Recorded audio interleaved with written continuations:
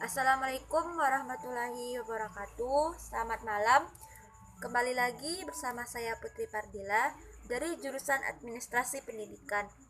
Kali ini saya akan menganalisis video pembelajaran dari mata kuliah Komunikasi Organisasi. Baiklah, saya akan membahas materi kita pada kali ini, yaitu konsep dasar fungsi jenis komunikasi dalam organisasi. Sebelumnya, apa itu organisasi? Organisasi adalah sekelompok orang yang saling bekerja sama untuk mencapai suatu tujuan bersama. Terbentuknya organisasi adalah karena adanya tujuan bersama dari setiap individu. Nah, itu merupakan rincian dari apa itu organisasi. Selanjutnya, kita akan membahas fungsi komunikasi.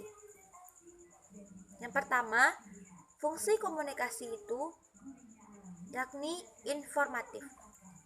Informatif ini berasal dari kata informasi. Jadi, pada fungsi ini kita akan menjelaskan mengenai sistem pemrosesan informasi. Dari fungsi informatif ini kita akan mengetahui beberapa informasi yang pasti. Dan informasi ini akan membuat kita merasa pasti, merasa percaya apa yang kita lakukan ini benar. Apa yang kita lakukan ini sudah pasti. Jadi fungsi ini berfungsi sebagai sumber informasi atau pemrosesan informasi. Yang kedua, fungsi regulatif. Regulatif kata dasarnya adalah regulasi, yakni tatanan dan aturan-aturan yang berlaku.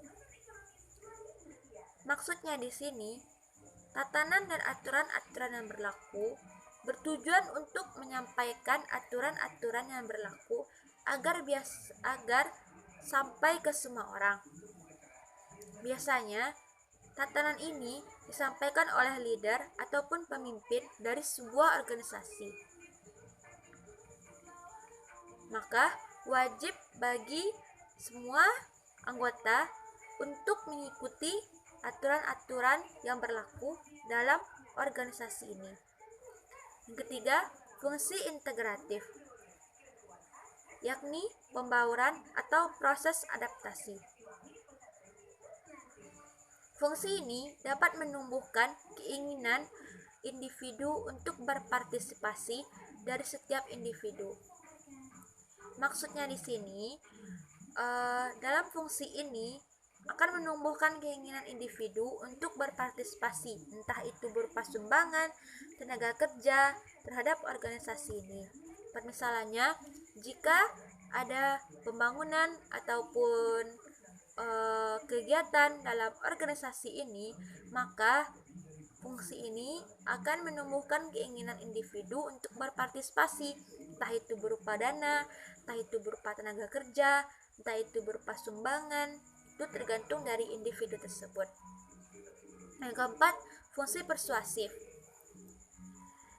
Pimpinan akan lebih memanfaatkan fungsi ini karena fungsi ini dapat dilaksanakan dan dapat dimanfaatkan oleh pemimpin agar tujuannya tercapai.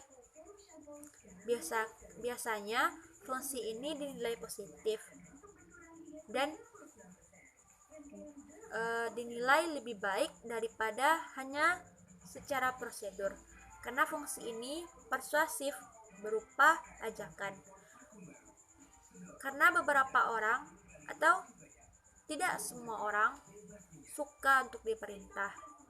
Terkadang ada beberapa orang yang sengaja melanggar perintah atau tidak suka diatur sehingga menyebabkan terjadinya permasalahan. Jadi fungsi ini banyak digunakan oleh pemimpin yang tujuannya mengajak, bukan memerintah. Mengenai pemimpin yang karismatik, jauh lebih dihargai, disegani, tanpa diminta daripada pemimpin yang suka memerintah. Kenapa? Karena seperti yang kita bahas tadi, tidak semua orang itu suka diatur, tidak semua orang itu suka diperintah. Jadi pemimpin yang karismatik jauh lebih disegani tanpa diminta. Nah, itu mengenai fungsi komunikasi. Selanjutnya, gaya komunikasi. Gaya komunikasi ini minimal ada 6. Yang pertama, the controlling style. Dari katanya yang berarti kontrol, gaya mengontrol. Dari situ sudah jelas bahwa gaya ini mengontrol dengan mengatur, membatasi sesuai dengan keinginan dari si pemimpin. Biasanya si pemimpin ini akan mengatur, membatasi kegiatan-kegiatan dari karyawannya atau mengontrol tugas-tugas karyawannya apakah sudah terlaksanakan dengan baik sesuai dengan keinginannya. Yang kedua, the equalitarian style, ditandai dengan landasan kesamaan. Biasanya prinsip kesamaan ini lebih cenderung menjadi gaya komunikasi karena beberapa pemimpin lebih memikirkan kesamaannya, entah itu dari segi partner, dari segi bawahan ataupun anggota. Ketiga, the structuring style, guna memantapkan tugas sesuai dengan struktur organisasi. Nah, struktur organisasi ini mengatur jalannya organisasi. Dengan adanya struktur organisasi ini, organisasi akan berjalan sesuai dengan struktur, berjalan sesuai dengan hal yang diinginkan. Yang keempat, the dynamic style, orientasinya pada tindakan ataupun perilaku. Yang kelima, religious style, kesediaan untuk menerima. Pemimpin ini menerima kritikan, saran, gagasan daripada perintah. Karena beberapa orang tidak suka diperintah. Jadi, lebih baik menerima kritikan, saran, gagasan dari orang lain daripada perintah. Yang keenam, the withdrawal style. Ini tidak layak untuk digunakan. Gaya ini tidak layak untuk digunakan karena lemahnya tindak komunikasi. Biasanya, para karyawan di sini melakukan hal yang dia anggap benar. Jika menurutnya tidak penting, jika menurutnya tidak masalah, maka dia tidak akan mengerjakannya. Dan ini akan membuat sebuah karyawan itu tidak berprinsip tanggung jawab, tidak ada tanggung jawab, sehingga organisasi ini akan hancur dengan sendirinya gitu. Jadi permisalannya nih, kalau ada seorang karyawan yang ditugaskan untuk suatu pekerjaan dan menurutnya tidak penting, maka dia akan menolaknya. Dan dari penolakan tersebut sudah jelas bahwa jiwa bertanggung jawabnya itu tidak ada, dan dia sama sekali tidak bisa diberikan tugas karena dia tidak dapat bertanggung jawab.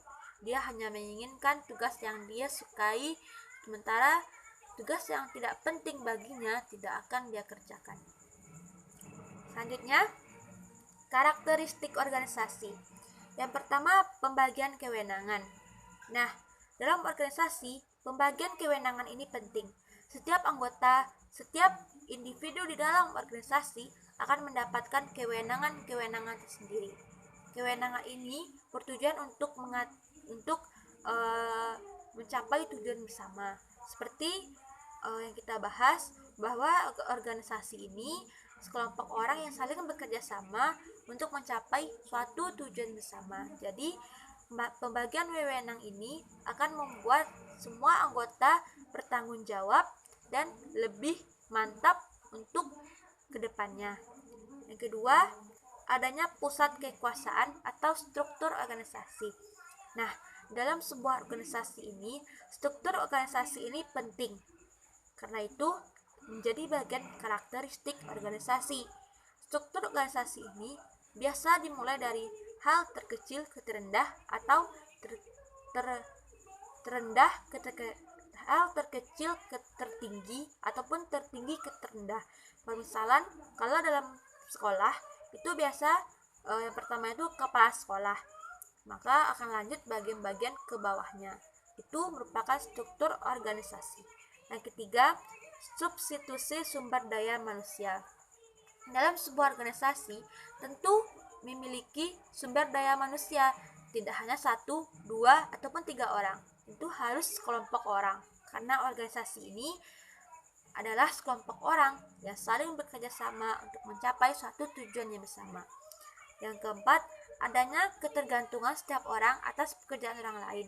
Jika salah satu pekerja lalai, maka akan berpengaruh kepada yang lainnya. Salah satu anggota lalai, maka akan berpengaruh kepada organisasi atau anggota lainnya. Jadi, setiap pekerjaan dari individu bertanggung jawab. Kita bertanggung jawab atas semua pekerjaan orang lain. Yang kelima, ketika memenuhi satu karakter, adanya koordinasi. Jadi, pada bagian-bagian tentu ada koordinasi. Bagian masak, ada koornya. Bagian surat menyurat, ada koornya. Bagian seksi acara, ada koornya. Jadi, dalam setiap organisasi tentu memiliki koor pada bagian-bagiannya. Selanjutnya, tipe-tipe organisasi.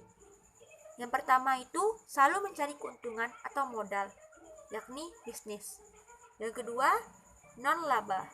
Yang ketiga, BUMN, milik negara. Yang keempat, koperasi. Koperasi ini biasa digunakan oleh ibu-ibu di masyarakat. Selanjutnya, aliran-aliran informasi. Aliran komunikasi di organisasi apapun adalah dinamik. Kedua, cenderung memiliki fungsi untuk mengetahui bagaimana informasi itu terdistribusikan kepada semua anggota. Ketiga, memberikan dampak dan pengaruh terhadap aktivitas organisasi. Nah, yang pertama, aliran itu serentak. Serentak ini misalnya pertemuan rapat, pertemuan meeting, dan sejenisnya. Keuntungannya lebih cepat, lebih mudah diakses. Sementara kerugiannya tidak dapat menyebarkan informasi yang bersifat rahasia.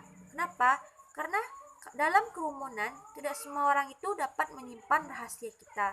Hanya orang-orang tertentu, hanya orang-orang yang kita percaya untuk menyampaikan informasi rahasia ini. Jadi, jangan menyebarkan rahasia kepada semua orang dalam pertemuan serentak ini. Karena bisa jadi ada pihak yang tidak bertanggung jawab mempublikasikan informasi rahasia tersebut. Yang kedua, aliran berurutan atau secara tidak bersamaan. Saya nomor 1, nomor 2, nomor 3, nomor 4.